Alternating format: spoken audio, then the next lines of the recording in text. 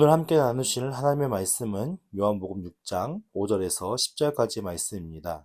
신약성경 152페이지에 있는 요한복음 6장 5절에서부터 10절까지의 말씀을 다 함께 봉독하겠습니다. 예수께서 눈을 들어 큰 무리가 자기에게로 오는 것을 보시고 빌립에게 이르시되 우리가 어디서 떡을 사서 이 사람들을 먹이겠느냐 하시니, 이렇게 말씀하심은 친히 어떻게 하실지를 아시고 빌립을 시험하고자 하심이라. 빌립이 대답하되 각 사람으로 조금씩 받게 할지라도 200데나리온의 떡이 부족하리이다. 제자 중 하나 곧 시몬 베드로의 형제 안드레가 예수께 여짜오되 여기 한 아이가 있어 보리떡 5개와 물고기 2마리를 가지고 있나이다. 그러나 그것이 이 많은 사람에게 얼마나 되겠사옵나이까. 예수께서 이르시되 이 사람들로 앉게 하라 하시니 그곳에 잔디가 많은지라 사람들이 앉으니 수가 5천명쯤 되더라.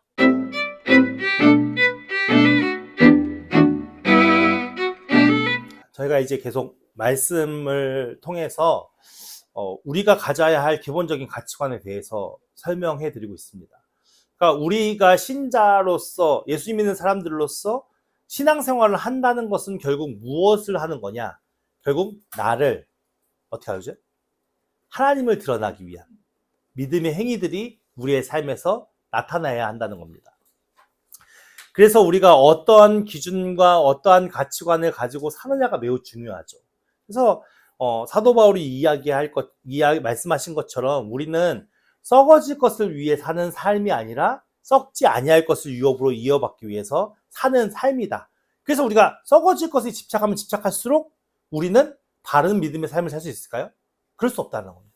근데 우리가 이 복음이, 이 하나님의 은혜가 많이 이렇게 세속적으로 변질되어져서 마치 우리도 썩어질 것을 많이 가지고 있어야 좋은 걸로 착각하는 그런 약간 믿음과 신앙으로 변해가고 있지 않나라는 생각을 해봅니다. 사실은 우리가 썩어질 것을 많이 가지면 많이 가질수록 하나님께서는 어떻게 하실까요? 네, 그걸 버리게 하기 위한 작업이 들어가기 때문에 사실은 더 힘들고 어려운 과정을 겪을 수 있다는 것을 우리가 좀 이해하셨으면 좋겠습니다. 그래서 우리가 믿음 생활을 나간다는 것이 결국 하나님의 뜻에 맞게끔 믿음으로 살아가는 것인데, 그 하나님의 뜻에 맞게끔 내가 하나님에게 내어드리는 믿음과 신앙이 아니라 자꾸만 내가 주도적인 삶의 중심의 신앙을 가지고 있다 보면 결국은 우리는 하나님을 제대로 이해하지 못하고 그 하나님 앞에 바른 믿음의 삶을 살지 못한다는 것을 계속 말씀을 통해서 우리 나눠보았습니다. 오늘은 우리가 그렇다면 우리가 어떻게 하나님의 뜻을 분별하고, 그럼 우리는 봉사할 때, 우리는 그렇게 헌신할 때 어떠한 믿음의 자세로 해야 되는가에 대한 부분의 말씀을 나눠보고 싶어서 오늘 오병이어의 말씀을 함께 나누게 되었습니다. 오늘 말씀에 보면 5절 말씀에 이렇게 이야기합니다. 예수님께서 말씀하시기를 눈에 들어 큰 무리가 누구에게로? 예수님에게로. 이 큰 무리가 예수님에게로 나오는 이유가 뭐죠? 말씀을 들으려고도 하는 부분도 있을 것이고, 병든 자가 치유함을 받기 위함일 수도 있고, 하여튼간 각자 나름대로 예수님에게 무엇인가 요구사항이 있기 때문에 지금 예수님 앞에 나오고 있는데, 그 무리가 작은 무리가 아니라 엄청나게 많은 무리가 오고 있는 거예요. 근데 그 무리가 나오는 것을 보시고 딱 무리가 지금 당장 이렇게 오는 것을 본다면 무리가 많이 있구나, 어떻게 저들에게 도움을 줄까 생각할 텐데, 예수님께서 지금 이 큰 무리가 오는 것을 보시고 어떤 반응을 하시냐면은 빌립에게 이르시되 우리가 어디서 떡을 사서 이 사람들을 먹이겠느냐라고 얘기하시는 거예요. 그럼 이 말씀의 의미를 우리가 생각해 보시면 이 큰 무리들은 지금 갑자기 나타난 무리인가요? 아니면 계속 앞에 있는 무리인가요? 그렇죠. 계속 앞에 있는 무리라는 걸 알 수 있어요. 이미 이 무리가 예수님 앞에서 많은 시간을 보냈다는 걸 알 수 있어요. 그래서 어느 시간까지 되냐? 배고픈 시간까지 되는 거예요. 그러니까 그 배고픈 시간까지 됐으니까 예수님께서 빌립이라는 제자에게 어디서 떡을 사서 이 사람들을 먹일 수 있겠느냐? 어떻게 해야 되겠냐? 이 사람들이 지금 배고픈데 우리가 어떻게 해야 되겠느냐? 이 질문을 하신 거예요. 만약에 오늘날 교회라면 뭐라고 대답할까요? 예수님 앞에 나온 사람들이에요. 그럼 이 무리들이 교인들이라고 생각할 수 있겠죠. 물론 뭐 믿음을 갖느냐 안 갖느냐, 뭐 복음을 완전히 받아들이냐 안 받아들이냐 그 다음 문제니까 어쨌든 예수님 앞에 필요에 따라서 나왔다고 하는 것은 어쨌든 교회 교인이라고 생각할 수 있을 거 아니에요. 그러면 오늘날 보편적인 교회에서는 이런 지금 이렇게 많은 사람들이 시장에서 밥을 못 먹고 배고픈 상황 속에 노출되어 있습니다. 우리가 어떻게 하면 저들을 먹일 수 있겠습니까? 무엇을 해야 합니까? 금식을 하자고 그러겠다고요? 그렇지 않겠죠? 우리가 이 불쌍한 자들을 하나님의 사랑으로 돌봐야 합니다. 그러니까 여러분들 이 사람들을 먹일 수 있는 물질을 헌금하십시오 라고 얘기를 하겠죠. 그리고 그 헌금을 받아다가 떡이나 무엇인가를 사서 그들께 열심히 먹이겠죠. 그렇지 않겠습니까? 그러니까 빌립에게 지금 어디서 떡을 사서 이 사람들을 먹이겠느냐 예수님께서 질문하셨을 때 바로 질문 그 대답이 뭡니까? 이렇게 말씀하시면 친히 빌립이 뭐라고 대답할지 알았다는 거예요? 몰랐다는 거예요? 알았다는 거죠. 친히 아시고 빌립을 어떻게 하라고요? 시험하고자 함이에요. 여기서 우리가 오해하기 쉬운 게 빌립을 시험하는 게 넘어뜨리기 위한 시험입니까?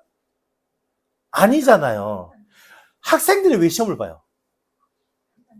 그쵸, 가르쳐주기 위함이에요. 그들의 레벨을 성장시키기 위함이란 말이에요.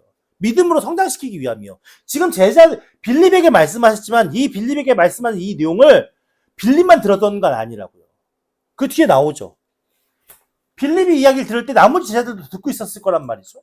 근데 빌립이 딱 이 얘기를 하는 것을 통해서 제자들을 지금 교육하고 싶은 거예요, 예수님께서. 자, 보십시오. 빌립에게 딱 얘기했어요. 근데 빌립이 뭐라고 얘기합니까?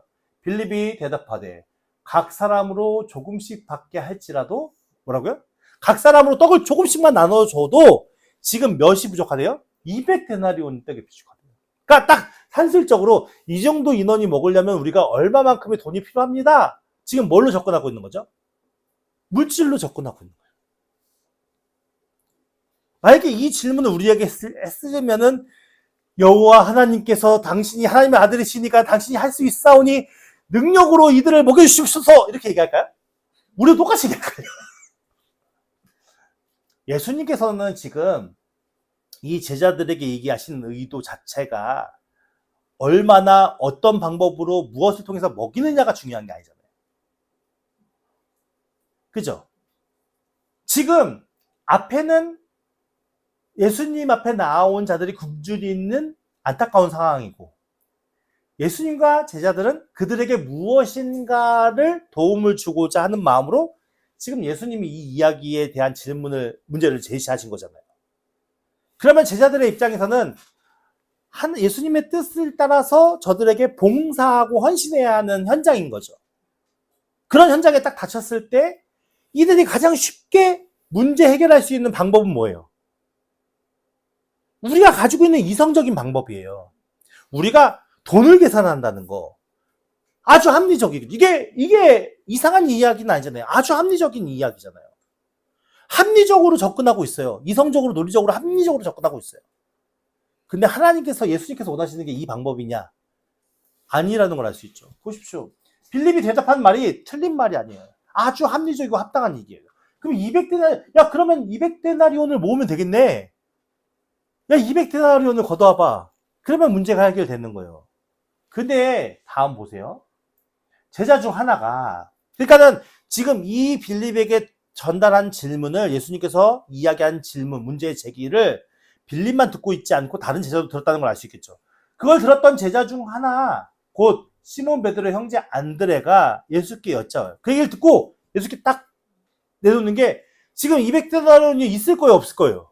없죠. 예수님과 제자들이 뭐 돈이 넉넉해가지고 막 주변 사람들에게 막 헌금을 받아가지고 막 여러 가지 막 사역비를 받아가지고 그걸 가지고 다니는 게 아니잖아요. 그리고 아무것도 없다는 얘기예요. 그런 상황 속에서 안드레가 무엇을 얘기를 하냐?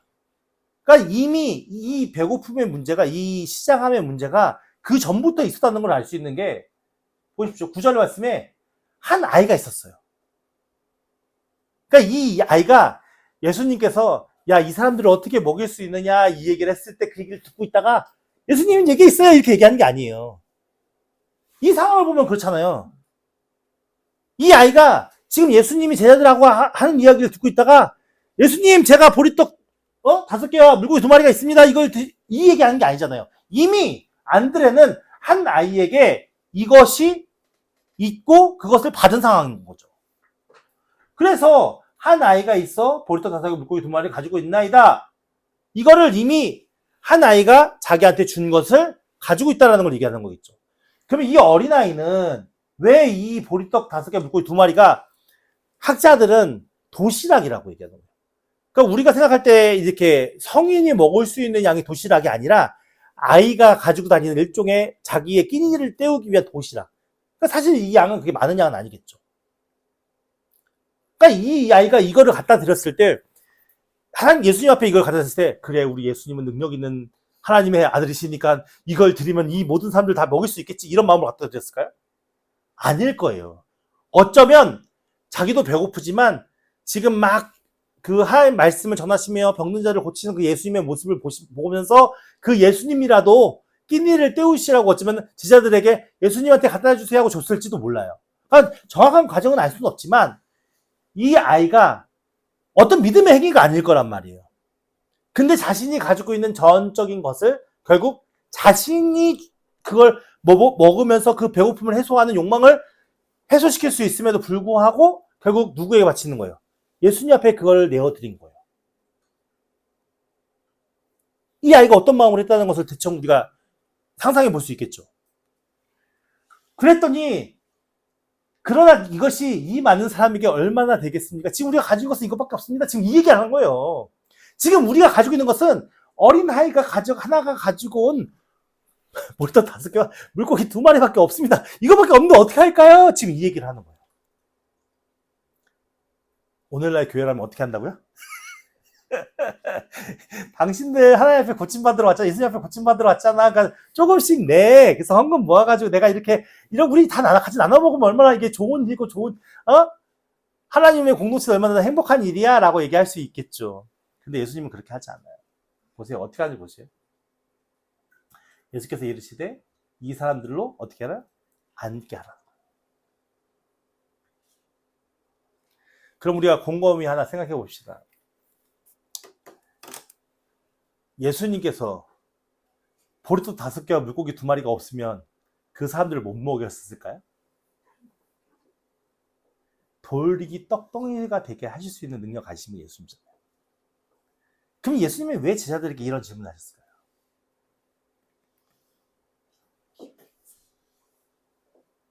결국 우리가 봉사에 대한 의미와 헌신의 의미를 조금 다르게 생각해 볼 필요가 있어요. 오늘날 제가 여러분들에게 몇 번 얘기했죠. 요즘에 많은 이제 조금 뭐랄까요, 목사님들을 비방하거나 저기 하려고 얘기하는 게 아닌데, 예전에 제가 중고등부 학생들을 데리고 수련회를 갔는데 너무 너희들은 이제 하나님의 택하신 백성이고 하나님의 군대니까 너희들은 이제 앞으로의 너희들의 삶을 하나님께 전적으로 드리고 하나님의 일을 해드려야 돼 막 이런 식으로 이제 설교를 하시는 그 선교사님의 그 말씀을 듣는데, 저분의 설교를 계속 듣고 있으면은 우리 하나님이 너무 많이 부족하신 분인 거예요. 뭔가 많이 부족해. 능력이 없어. 아무것도 할 수 있는 게 없어. 그러니까 다 하나님을 믿는 사람들이 다 해내야 되는 상황인 거죠. 저는 그 설교를 들으면서 마음이 너무 안 좋았거든요. 사실 그 예배, 그 집회 현장에서 애들 다 빼내오고 싶었어요. 그 아이들, 지금 집회 참여하는 아이들을 다, 야, 이거 안 되겠어. 나와. 여기에 너희들이 심취하면 안 될 것 같아. 예수님은요, 이 일을 해나가셨을 때 제자들에게, 야, 내가 좀 일하지 않게 니네들이 알아서 저 사람들에게 돈 좀 걷고, 그리고 가서 떡 좀 사오고 날라가지고 이 사람들 좀 먹여. 지금 이 얘기를 부탁하시는 거예요? 아니잖아요. 예수님이 지금 하시는 일은요, 내가 하나님의 아들이야. 너희가 믿고 따르는 내가 하나님의 뜻을 이루게 온 하나님의 아들이고 내가 신이야. 나는 다 할 수 있어. 그걸 믿고 내가 쓰는 현장, 내가 너희들을 사용하고 싶은 현장에 네가 쓰임만 받으면 돼. 이 얘기를 하고 온 거예요, 지금. 이 말씀 속에 제자들이 한 역할은 뭐냐면요, 예수님께서 이적과 기적을 행하여 주신 것을 나눠준 것밖에 없어요. 그렇잖아요. 제자들이 이 오병이어 현장에서 한 일이 뭐예요? 예수님이 축사하시고 떡을 떼서 고기를 바구니 나눠준 거를 그냥 사람들에게 나눠준 것밖에 없어요. 물론 그것도 힘든 일이겠지. 제자들이 준비해서 했나요? 제자들이 문제 해결을 하기 위해서 했나요? 오늘날 우리가 뭐랄까요? 약간 나쁘게 얘기하면 선동? 믿음을 가지고 약간 선동하려는 그런 것들이 보여서 좀 사실은 마음이 아파요. 우리가 진짜 하나님의 능력이 부족해서 우리가 필요하다. 그럼 그 하나님은 부족하신 하나님 아니에요? 사실 우리가 무엇을 해드리지 않아도 하나님은 천지만물을 창조하시는 분이시고요. 지금도 우주의 모든 것을 운행하시는 분이세요.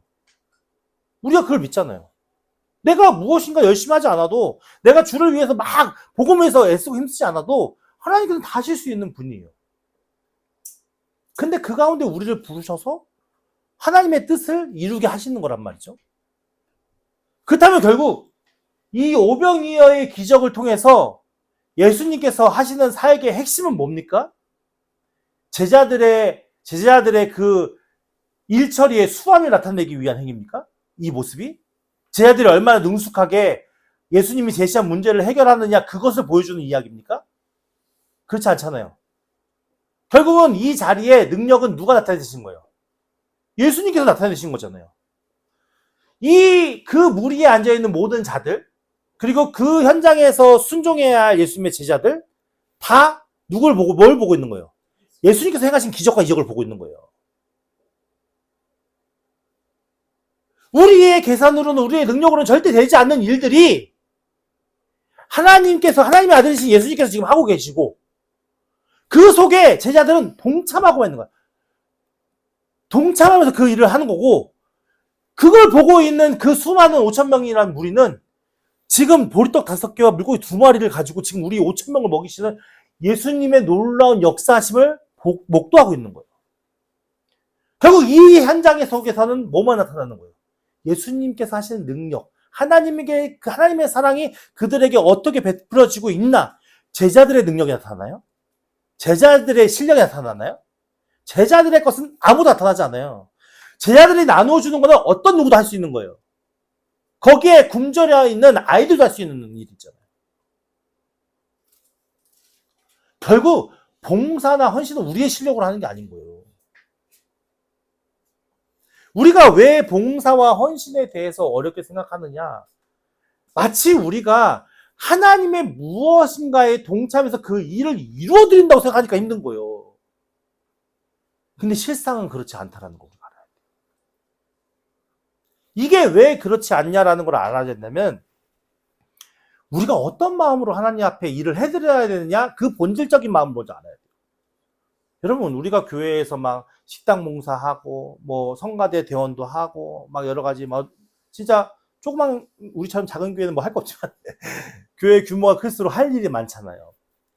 근데 여러분들 교회 안에서 많은 싸움과 다툼이 있는 거 아시죠? 왜 싸움과 다툼이 일어날까요? 저도 방송실하고 뭐 찬양 사역자, 뭐 찬양팀하고 막 싸우는 것도 많이 보고, 뭐 성가대원들끼리 싸우는 것도 많이 보고, 여러 가지 많은 교회 안에서 여러 가지 많은 일들이 일어나는 것을 보고 알고 있거든요. 근데 왜 그럴까요? 어떤 마음가짐으로 하기 때문에 그럴까요? 그렇죠. 결국 그 모든 일에 내가 드러나는 거예요. 내가. 이 오병이어의 현장처럼, 이 오병이어의 제자들의 모습처럼 철저하게 하나님만이 드러나는 사역이 이루어져야 되는 게 우리가 해야 할 봉사와 헌신의 자리인 거예요. 그러니까 결국 교회 안에서 막 사람들이 이야기한다기보다는 내가 이렇게 해서 이런 걸 일했고, 내가 이렇게 해서 이런 일을 했고, 이건 내가 하는 게 아니잖아요. 사실은 하나님의 것으로 한 거잖아요. 그래서 우리가 무슨 봉사나 헌신을 할 때 가장 가져야 되는 마음이 무엇일까요? 주님 앞에 나를 드리는 거예요. 봉사와 헌신은 나를 드러내기 위한 게 아니라, 내가 주님 앞에 나를 드리면서 그 나를 드리는 행위를 통해서 누가? 예수님이, 하나님이 나타내 보이시게 하기 위한 자리에 쓰임 받는 거예요, 내가. 근데 왜 그렇게 하지 못하느냐? 이게 우리 안에 자아가 죽지 못하기 때문에. 우리 안에 자아가 죽지 못해서. 세상은 자꾸만 사단은 자꾸만 내가 드러나기를 바래. 내가 만약에 청소 하나 했는데 막 주변에서 모든 사람들이, 야, 너무 잘했다. 얼마나 희열이 느낍니까, 내 안에서. 근데 그럴 때 내가 청소해가지고, 사람들이 막 칭찬할 때, 아니에요. 하나님께서 내게 이걸 하라고 명령하셔서 내가 한 거예요. 절대 내가 한 게 아니에요. 무슨 이야기인지 아시겠죠? 우리의 마음가짐의 봉사의 동기 시작이 무엇이냐고 중요한 거예요. 우리가 헌금 얘기 많이 하잖아요. 헌금에 대한 얘기 많이 하잖아요. 내가 돈을 드리는 거로 하나님의 일을 하는 겁니까? 하나님께서 예물을 받으실 때 나의 돈이 얼마냐, 몇만 원이냐, 몇십만 원, 이걸 계산하고 있을까요? 과부의 둘의 돈이 우리에게 주는 교훈이 뭡니까? 얼마나 드렸냐가 중요한 게 아니에요. 어떤 동기로 했느냐가 중요한 거예요.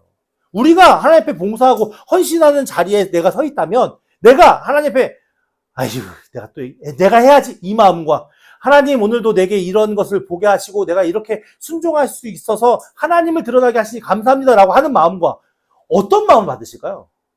당연한 것처럼 우리는 너무 잘 알고 있어요. 그럼에도 불구하고 우리 마음속에 그 마음이 일어나요, 안 일어나요? 안 일어나요. 너는 왜 이것도 안 하고 왔어? 이거부터 시작되죠. 그 이유가 뭐냐면은 우리 안에는 나를 드러내고자 하는 내 마음의 욕망이 너무 커져서 하나님을 드러낸다는 의식이 너무 없어요. 사실은 나의 삶에 아주 작은 부분이라도 내가 하나님을 드러내기 위한 삶을 살아야 하는데 라는 의식이 없단 말이에요. 그러다 보니까 내가 하나님을 드러내기 위해 집중하지 않으니까 결국 뭐가 될 수밖에 없어요. 제자들이 생각하는 이성적인, 인본적인, 가장 기본적인 방법밖에 딱 그 기준 판단으로 모든 것을 바라볼 수밖에 없는 거예요. 그러니까 싸우는 거죠. 네가 해야 될 일이니 내가 해야 될 일이니 이걸 왜 이렇게 했니? 난 이렇게 하고 싶은데부터 시작해가지고 너는 왜 그러니? 얘는 왜 그러니?부터 시작해서 우리는 그러지 말아야 되잖아요. 그 사실은 봉사는 어떤 의미냐면 나를 죽이고 나를 줄이고 나의 주인 대신 하나님이 들어가서 시키시는 일을 하는 게 봉사거든요. 이게 쉽지 않은 과정이죠. 예수님이 우리의 주인 되십니다 라는 말의 의미는 예수님이 우리는 노예고 예수님이 주인이라는 얘기예요. 우리는 종이고 예수님이 주인이라는 얘기예요. 그러면 그 주인이 이 종을 어떤 식으로 어떤 방법으로 어떻게 사용해도 종의 입장에서는 아무런 반항을 할 수 없는 게 맞는 거잖아요. 근데 우리는 종이 아니에요. 종이 되고 싶진 않아.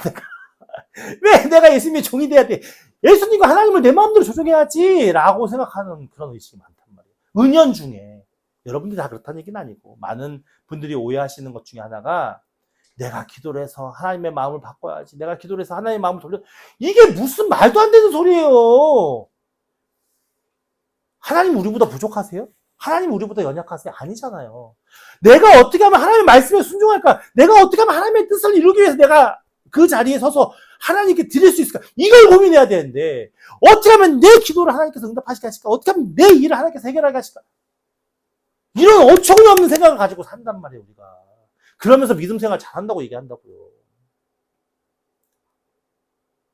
제가 그래서 화가 나는 거예요, 제가. 여러분이 그래서 그런 게 아닙니다. 우리가 그러지 않았으면 좋겠어요. 절대 그러지 않았으면 좋겠어요. 봉사를 많이 하는 게 중요한 게 아니고요. 어떤 일에 내가 많이 쓰임받는 게 중요한 게 아니고요.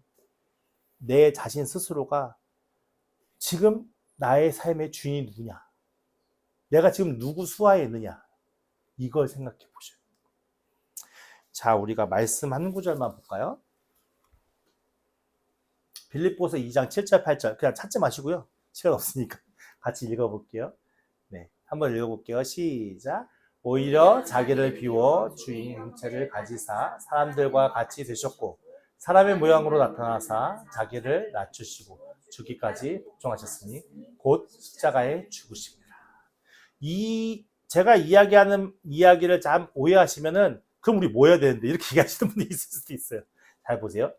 이게 빌립보서에 사도 바울이 얘기하는 거잖아요. 오히려 뭘 했다고요? 자기를 비워 종의 형체를 가지사. 누구의 얘기예요?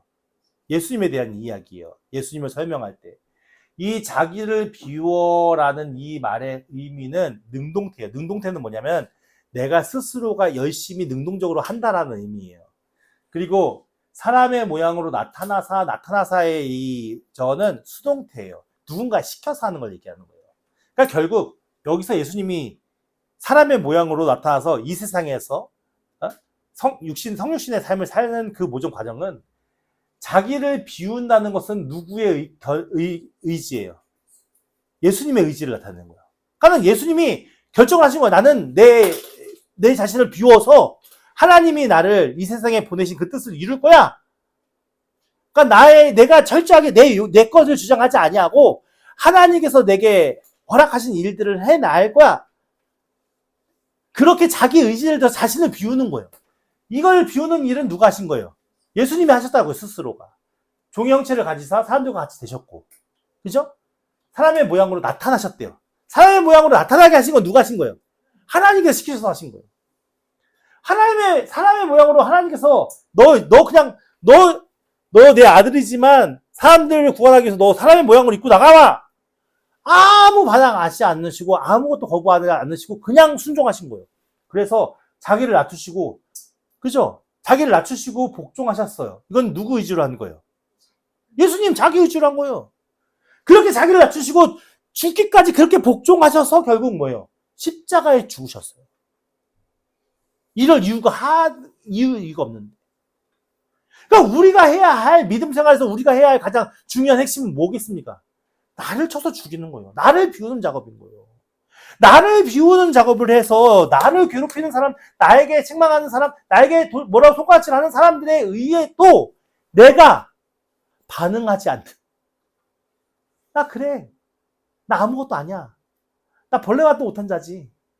근데 내 안에 예수님께서 나를 이렇게 사용하시니까 내가 이렇게 살아갈 수 있는 거야. 결국 우리가 하나님 앞에 하나님의 일을 해드린다, 봉사한다, 헌신한다, 이 모든 것은 결국 나의 주인 되시는 그분을 나타내기 위한 삶으로 살아가는 것을 이야기하는 거예요. 그럼 봉사가 쉽겠습니까? 가벼운 마음으로 그냥 쉽게 접근할 일일까요? 그럼 우리가 막 분주하게 내 생각이 쫓는 대로 사는 삶을 얘기할까요? 그렇지 않아요. 근데 되게 신기한 건 뭔지 아십니까? 하나님이 시키시는 일은 절대 힘들지가 않아요. 제가 비록 여러분들보다 적은 삶을 살아왔지만, 인생을 살아왔지만, 제 머릿속에 몇몇 기억의 장소 일들이 있어요. 그 일들이 참, 제가 칭찬을 너무 많이 받아서 좀 죄송스럽기도 한데, 그때는 이상하게 그 모든 되게 힘들고 어려운 일들, 누구에게도 바라지도 않고, 오직 제 마음 속에는 이걸 통해서 어떻게, 예를 들어서 내가 전도사나 교육전도사라면 내가 어떻게 해서라도 이 아이에게 복음을 전할 수 있을까? 이 아이들에게 하나님의 말씀을 조금이라도 더 전할 수 있을까? 거기에만 온 집중이 되어 있었을 때 그것을 헤쳐나간 상황이 정말 막막했는데 아주 모든 일이 일사천리로 차차차차차 길이 열리면서 그 일들이 정말 열매 맺어지는 그 과정을 봤거든요. 제가 능력이 있어서 한 게 아니에요. 그러니까 우리가 하나님을 위해서, 복음을 위해서 하나님이 내게 허락하신 환경과 여건 속에서 내가 주를 위해서 무엇인가를 더 열심히 내가 마음속에 내 욕심과 내 이기심을 채우기 위한 것이 아니라 순수하게 정말 하나님을 위해서 내가 어떤 일을 해가면 나를 죽이면서 내가 어떻게 봉사하고 내가 어떻게 하면 이것에 대해서 고민하다 보면은 어떤 일이 벌어질까요? 보이기 시작하는 거죠. 알아지기 시작하는 거죠. 깨달아지기 시작하는 거죠. 누가? 내 안에 성령께서. 그게 우리가 내가 주인된 삶이 아니라 여호와 하나님이 주인된 삶으로 나를 내어드리는 건데 우리는 뭐냐면 벌써 교회에 내가 신앙적인 모든 일들도 다 계산하고 있어요. 다 내가 뜻을 정하고 있어요. 내 계획 스케줄 내가 다 정하고 있어요.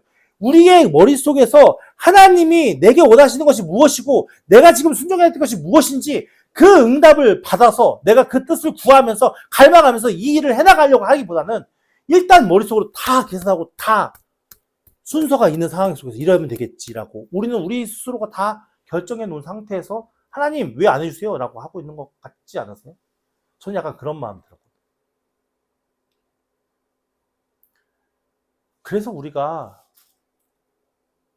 조금 다른 마음과 생각으로 변해졌으면 좋겠습니다. 무엇을 먼저 하느냐가 중요한 게 아니라 왜 하지? 무엇 때문에 하고 있지? 내가 직장에 다닌다고 쳤었을 때 내가 왜 이 직장을 다니고 있지? 내가 왜 이 일을 하고 있지? 그걸 통해서 내가 하나님이 나에게 뭘 원하실까? 하나님이 나에게 시키시는 일은 무엇일까? 내가 어떻게 하면 이 현장 속에서 하나님을 드러낼 수 있지? 하나님을 나타낼 수 있는 게 무엇이 있을까? 이것이 우리에게 주 생각의 방향성이 되어야 되지 않겠습니까? 그런 삶을 산다면 조금 더 우리가 하나님을 나타내는 삶을 살 수 있겠죠. 근데 우리에게 주어진 삶을 똑같은 패턴과 똑같은 방법으로 똑같은 가치관과 똑같은 생각으로 살아간다면 어떻게 될까요? 그거는 우리가 주인된 삶을 살 수밖에 없는 겁니다. 사실 우리는 완전치가 않습니다. 길이 보이지 않고 뭐랄까요? 방법이 보이지 않아도 하나님은 능력으로 그 일을 이루실 수 있는 분이십니다. 하나님이 제자들에게 문제 제기를 했잖아요.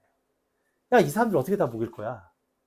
제자들의 입장에서는 논리적이고 이성적이고 합리적인 대답밖에 할 수 없었습니다. 그 일로는 감당할 수 없는 일이에요. 근데 누가 감당케 하셔요?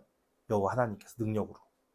내가 불가능하고 안 되고 어려운 길이라 할지라도 내가 주를 위해서 열심히 나를 내려놓고 나를 비우고 하나님이 나를 쓰시고자 하는 그 현장에 내가 쓰임을 받을 수 있도록 열심히 나를 단련하고 하나님의 뜻을 구하기 위해서 애쓰고 힘쓰면 그때 여호와 하나님께서 우리를 세우셔서 완전한 하나님께서 우리를 완전하게 쓰신다는 것을 믿으시고 저와 여러분들이 삶의 주인이 내가 아니라 여호와 하나님을 인정하는 자가 되기를 주시며 축원드립니다.